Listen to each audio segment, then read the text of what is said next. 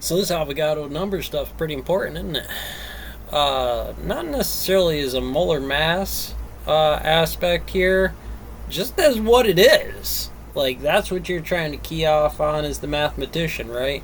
I mean, it's more than likely going to go back down to some form of Avogadro's number, but that's not really the most popular decision amongst mathematicians. It would certainly make his job way easier as far as describing what one, or because protons mass would be different than the protons, or than the molecular mass. Is it shit? Can't remember now. I was just using them fine a second ago, but you're switching kilograms, grams, and mass units. That's what it is. With Avogadro's number, that's the figure 4 that you're working. 1 over Avogadro's number, 1 over kilograms, kilograms over 1, kilograms over Avogadro's number, grams over that.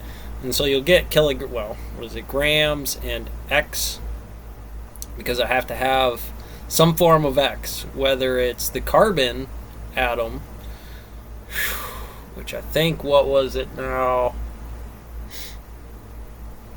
What did he say it was? It was 1/12 of the, which makes sense, carbon 12 proton, right? You divide that in two states. You got free protons and free neutrons, or neutrino, neutrons, and they're just running around. They combine somewhere in space-time out there to have that mass, and that is unacted upon, so it's basically zero in that field, and that's why you need something like Avogadro's number here, because R0 in that position, not carbon 12, right, or Avogadro's number at 6.02214 10 to the 23rd, right? It's switching around, and that's a kind of cool little one. Now, I'm not saying that there's not some other sciences out there where you would want to put the J, S, or J, whatever, but you're probably going to get into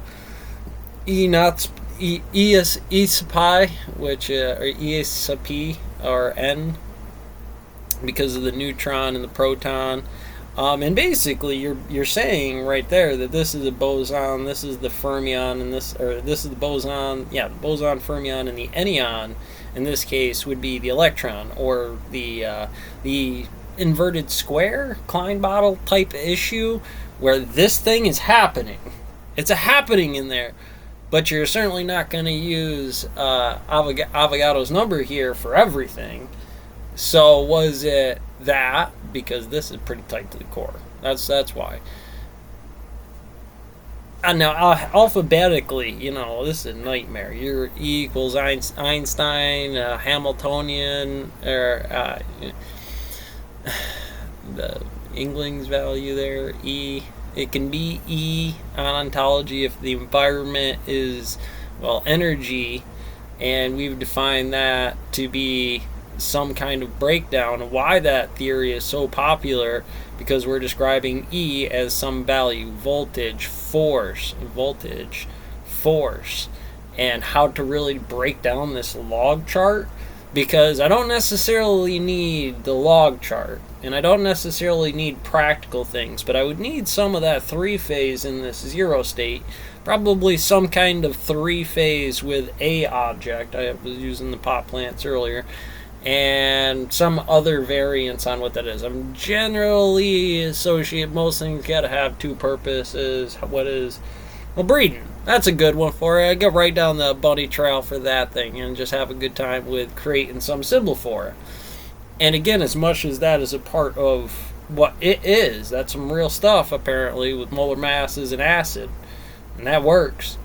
That I would assume that there's some kind of chirality or figure 4 that goes into the teaching of the students with that, because of the way energy is. That's a positive number when you take all 6 protons and 6 neutrons in carbon 12, because the joke is the kids in the operating system and their resume is 12 teachers in that room, protons, or 12 or 6 protons or 6 protons inside there, within the nucleus, there are 12 electrons, essentially.